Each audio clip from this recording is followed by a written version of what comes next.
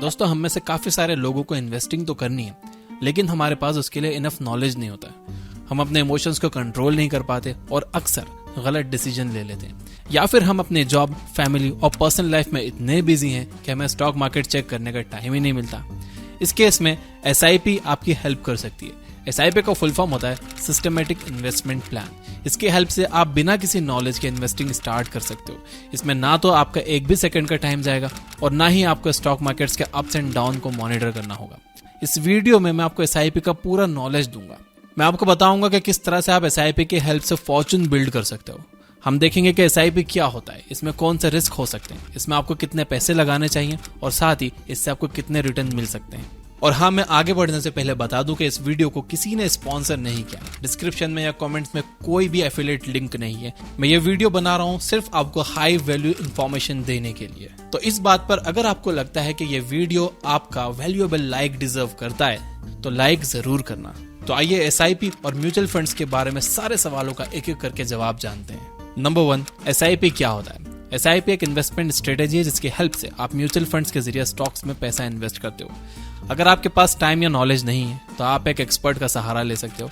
आप अपने पैसे एक एक्सपर्ट को दे दो जो कि अपना टाइम और नॉलेज लगाकर आपके पैसे अच्छे से इन्वेस्ट करेगा। वो आपके प्रॉफिट्स का कुछ हिस्सा अपने पास रख लेगा और बचे हुए प्रॉफिट्स आपको दे देगा। इसका मतलब ये भी है कि अगर उस एक्सपर्ट के इन्वेस्टमेंट डिसीजन से आपको नुकसान होता है तो आप उसे एक भी रुपया नहीं दे रहे होंगे। लेकिन हर एक म्यूचुअल फंड के रूल्स अलग होते हैं और अच्छा होगा कि आप इन्वेस्टमेंट करने से पहले उनकी फीस के बारे में पढ़ लो। एक बार आपने अपना म्यूचुअल फंड सिलेक्ट कर लिया तो आप अपना SIP बनाओ। SIP में आप एक फिक्स्ड अमाउंट को हर महीने म्यूचुअल फंड में इन्वेस्ट करते रहते हो। मान लो कि आप 5,000 के SIP करना चाहते हो। आप अपने अकाउंट में ऑटो डेबिट लगा सकते हो जिससे हर महीने आपके अकाउंट से 5,000 कट के आपके SIP में ऑटोमेटिकली इन्वेस्ट होते रहेंगे। एक बार आपने अपना SIP सेट कर दिया तो आप उसे भूल जाओ। अब वो हर महीने आपके अकाउंट से डेबिट होता रहेगा और आप आराम से अपनी जॉब, अपने बिजनेस या अपनी पढ़ाई पर फोकस कर सकते हो। नंबर 2, कौन सा म्यूचुअल फंड बेस्ट होता है? म्यूचुअल फंड्स दो तरह के होते हैं, एक्टिवली मैनेज्ड फंड्स और पैसिवली मैनेज्ड फंड्स। जैसा कि आप नाम से ही समझ गए होंगे, एक्टिवली मैनेज्ड फंड में एक एक्सपर्ट लगातार अपनी नॉलेज और मार्केट के मूवमेंट्स के हिसाब से पैसे इन्वेस्ट करता रहता है। दूसरी तरफ पैसिवली मैनेज्ड म्यूचुअल फंड्स में आप पैसे लगाकर भूल जाते हो और उसे 10-15 साल के बाद ही निकालते हो। पैसिवली मैनेज्ड म्यूचुअल फंड्स को इंडेक्स फंड्स भी कहा जाता है। इन म्यूचुअल फंड्स में आप देश के टॉप 50 कंपनीज में पैसे लगाते हो। आप ये अज्यूम करके चलते हो कि किसी भी कंट्री की present top 50 companies long term में बेटर परफॉर्म करेंगी ही।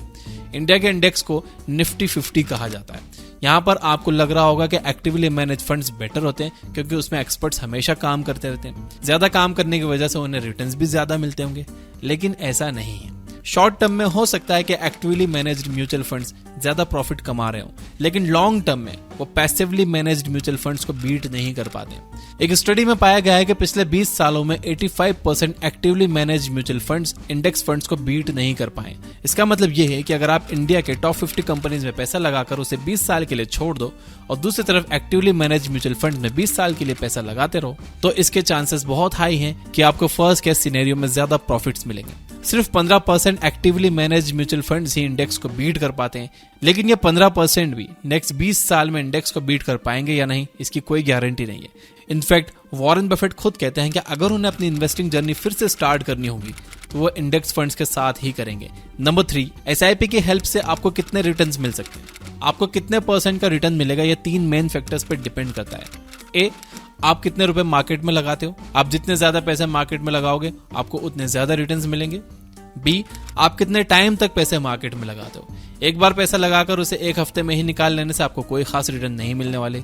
दूसरी तरफ अगर आप 20 साल तक हर महीने अपने SIP भरते रहते हो तो आपको अच्छे खासे रिटर्न्स मिल सकते हैं। C, मार्केट की कंडीशंस कैसी है?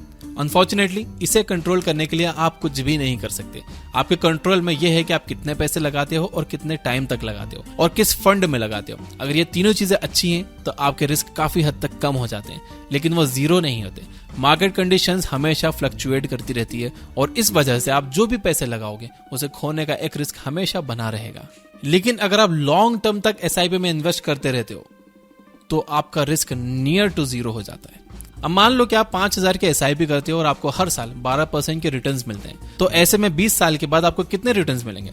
इसे कैलकुलेट करने के लिए आप SIP कैलकुलेटर यूज कर सकते हो। गूगल पर जाकर इसको सर्च कर लो, आपको ये आसानी से मिल जाएगा। अगर मैं हर महीने 5,000 रुपए SIP के थ्रू इन्वेस्ट करता रहूंगा तो 20 साल के बाद मैं 12 लाख तक इन्वेस्ट कर चुका हूंगा। इस पर मुझे टोटल रिटर्न्स लगभग 38 लाख रुपए के मिलेंगे। इसका मतलब है मेरे 12 लाख का अमाउंट बढ़कर 50 लाख हो चुका होगा। अब आइए इन सारी वैल्यूज को हम सिर्फ 20% इंक्रीज कर देते हैं। मान लो कि आप 5,000 की जगह 6,000 हर महीने इन्वेस्ट करते हो। मान लो कि आप 20 साल के लिए नहीं बल्कि 24 साल के लिए पैसे लगाते हो, और मान लो कि रिटर्न्स आपको फिर भी 12% ही मिल रहे हैं, क्योंकि ये मार्केट कंडीशंस पर डिपेंड करता है और इसे कंट्रोल करने के लिए हम कुछ नहीं कर सकते। अब आइए देखते हैं कि इस केस में हमें कितने रिटर्न्स मिलेंगे। अब आपका टोटल इन्वेस्टेड अमाउंट लगभग 17,28,000 रुपए है, लेकिन रिटर्न्स आपको लगभग 83 लाख तक मिल रहे हैं। फर्स्ट केस में आपको सिर्फ 38 लाख का रिटर्न मिल रहे थे, लेकिन आपने अपनी इन्वेस्टमेंट अमाउंट और इन्वेस्टमेंट टाइम पीरियड को जस्ट 20% ही इंक्रीज किया, लेकिन इससे आपके रिटर्न्स लगभग 125% यानी डबल से भी ज्यादा हो गए। यह है कंपाउंडिंग इफेक्ट का मैजिक। अगर आप थोड़े से भी पैसे ज्यादा लंबे टाइम तक मार्केट में इन्वेस्ट करके रखोगे तो आपको बहुत ज्यादा रिटर्न्स मिलने वाले हैं। नंबर 4, SIP में इन्वेस्ट करने से पहले आपको कौन सी बातों का ध्यान रखना चाहिए? जैसे कि हमने पहले देखा, SIP में अगर आप ज्यादा पैसे ज्यादा टाइम तक इन्वेस्ट करके रखोगे तो आपको ज्यादा प्रॉफिट होगा, लेकिन आपको यहाँ पर यह जानना होगा कि टाइम पैसे से ज्यादा इंपॉर्टेंट होता है। मतलब अगर आप थोड़े से पैसे ज्यादा टाइम के लिए लगाओगे तो आपको अच्छे प्रॉफिट्स मिलेंगे, लेकिन अगर आप बहुत सारे पैसे थोड़े से टाइम के लिए लगाओगे तो इससे आपको कोई फायदा नहीं होगा। मैंने अपने दोस्तों की SIP जबरदस्ती शुरू करवाई है कि यार तुम शुरू करो, 20 साल बाद दुआएं दोगे मुझे। तो मैं आपको भी कह रहा हूँ कि अगर आप 500 रुपए से शुरू कर सकते हो ना, तो 500 रुपए से SIP शुरू कर दो। अगले साल उसे 10% बढ़ाकर 550 रुपए कर देना, लेकिन शुरू करो। 20 साल बाद आप भी मुझे दुआएं दोगे। जितनी यंग एज में आप SIP करना शुरू कर दो, उतनी जल्दी आप फाइनेंशियली फ्री हो जाओगे और जिंदगी भर सिर्फ पैसे के पीछे ही नहीं लगे रहोगे यार। लाइफ एंजॉय करने का भी टाइम मिलेगा, घूमने फिरने का टाइम मिलेगा, फैमिली के लिए टाइम मिलेगा। So start as early as possible. और इसके साथ ही आप अपना एक इमरजेंसी फंड भी तैयार करते रहो, ये बहुत जरूरी है। अपने 6 महीने के एक्सपेंसेस कैश में अपने पास रखो। अगर कल आपके घर में किसी की तबीयत कुछ ज्यादा खराब हो गई, या आपको आपकी जॉब से निकाल दिया गया, या फिर आपके बिजनेस में लॉस होने लगा, तो कम से कम आप 6 महीने के लिए सिक्योर रहोगे। ऐसे में आपको मार्केट से पैसे निकालने की जरूरत नहीं होगी और किसी से उधार मांगने की भी जरूरत नहीं पड़ेगी। अगर आप अपने सारे पैसे लगा दोगे और कल को आपको जरूरत पड़ी तो आप मार्केट से पैसे फिर से निकाल लोगे। इससे हो सकता है कि आपको लॉस ही हो। दूसरा ये कि आप रिस्क को समझकर ही पैसे इन्वेस्ट करो। रिस्क लेने में कोई स्मार्टनेस नहीं है, इसमें कोई बहादुरी की बात नहीं है। रिस्क बेवकूफ लोग लेते हैं। स्मार्ट इन्वेस्टर्स कैलकुलेटेड रिस्क लेते हैं। उन्हें यह पता होता है कि अगर उनका लॉस होगा तो सिर्फ 100 रुपए का होगा, लेकिन प्रॉफिट होगा तो 1000 का होगा। इसलिए आप किसी भी म्यूचुअल फंड में इन्वेस्ट करने से पहले उसके पोर्टफोलियो में जाकर ये देख लो कि वो कौन सी कंपनीज में पैसे लगा रहे हैं, आप उन कंपनीज पर ट्रस्ट करते हो या नहीं, वो कितनी फीस ले रही है और उस म्यूचुअल फंड के मैनेजर का ट्रैक रिकॉर्ड कैसा रहा है। Number 5, lump sum versus SIP। हमने भी सारे एग्जांपल्स में देखा कि अगर आप 5,000 हर महीने 20 साल तक इन्वेस्ट करोगे तो आप टोटल 12 लाख इन्वेस्ट करोगे। मान लो कि आपके पास इस टाइम 12 लाख रुपए कैश में या बैंक में पड़े हुए हैं, तो क्या फिर भी आपको हर महीने 5,000 ही इन्वेस्ट करने चाहिए, या फिर आपको एक साथ सारे पैसे मार्केट में लगा देने चाहिए? सारे पैसों को एक साथ लगाने वाली स्ट्रेटेजी को लमसम इन्वेस्टमेंट कहते हैं। इस स्ट्रेटेजी से आपको तभी प्रॉफिट हो सकता है जब मार्केट ओवरली अंडर वैल्यूड हो। अगर इकोनॉमी क्रैश कर रही है, जैसे कि 2020 के कोविड लॉकडाउन में हुआ था, तब सारी अच्छी कंपनीज 50% से ज्यादा पर ड्रॉप कर गई थी, तब लमसम इन्वेस्टमेंट करने का अच्छा टाइम था। मैंने भी किए थे और बहुत अच्छे रिटर्न्स बनाए। प्रॉब्लम यह है कि अब ऐसा मौका नेक्स्ट टाइम कब आएगा कोई नहीं बता सकता, और अगर आप मार्केट के ओवर वैल्यूड होने पर सारे पैसे इन्वेस्ट करोगे तो आपको लॉस ही होगा। दूसरी तरफ हर महीने 5,000 इन्वेस्ट करने से आप मार्केट में कंटिन्यूअसली पैसे लगा रहे हो। इस महीने मार्केट ऊपर गया तो आपने 5,000 लगाए, आपको कम यूनिट्स मिली। नेक्स्ट मंथ वो नीचे आया तो भी आपने 5,000 लगाए, आपको ज्यादा यूनिट्स अलॉट हुई। ऐसे में आप कंपनीज को उनकी एवरेज प्राइस पर खरीद रहे होते हो, जब वो ना अंडर वैल्यूड है और ना ही ओवर वैल्यूड है। इस तरह से SIP में आपको मार्केट का एवरेज रिटर्न मिल रहा होता है। अगर आपको फिर से कोविड जैसा एक मौका मिल जाए, जब आप सारी अच्छी कंपनीज को या निफ्टी 50 की किसी कंपनीज को तेजी से नीचे गिरता हुआ देखो, तब आप उसमें लमसम इन्वेस्टमेंट कर सकते हो। लेकिन जब आपको ऐसा मौका ना मिले, आप SIP में इन्वेस्ट करते रहो। याद रहे, आप जितनी जल्दी पैसे इन्वेस्ट करके उन्हें जितने ज्यादा टाइम तक मार्केट में रखे रहोगे, आपके पैसे उतने तेजी से ग्रो करेंगे। इसलिए परफेक्ट मूवमेंट का वेट मत करो, आज ही SIP में इन्वेस्ट करना शुरू करो। मेरा सजेशन आपको ये रहेगा कि आपकी जो इनकम है उसका 10% आपको इन्वेस्ट करना चाहिए और उस इन्वेस्टमेंट को आपको हर साल 10% से बढ़ाना चाहिए।